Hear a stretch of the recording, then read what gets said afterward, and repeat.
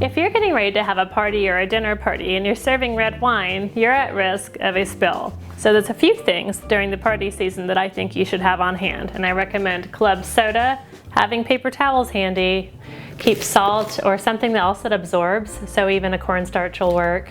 And then obviously you typically are going to have, a pitcher of water at some point. But rubber bands are really good to make sure that you have a larger one. So I have a fresh red wine stain here on a tablecloth, and I'm going to show you how to get it out. This also works for shirts. So with any stain, blot it immediately. Don't rub, just blot it to get that stain out. It's always helpful to even put maybe a paper towel behind it so you don't transfer to whatever is underneath. And I recommend paper towels because if you start blotting with something else cloth, then you've got a whole nother thing to clean. So then take your stain and drape it over a top of a bowl and drape it so it kind of goes down in. So that way you can get more of the stain into the bowl.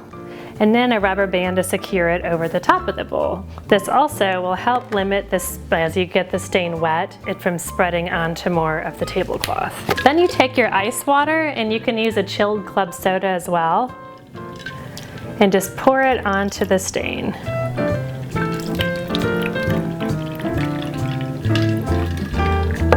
I'm going to take my extra cubes out of there.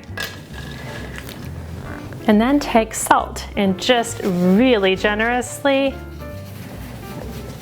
pour it on top, and it'll help absorb what's on the top layer of the fabric up into the salt. Okay, so this has been sitting for about 5 minutes, and one quick thing to note is that you don't want to use too much water if you're going to want to not have to drain the bowl first.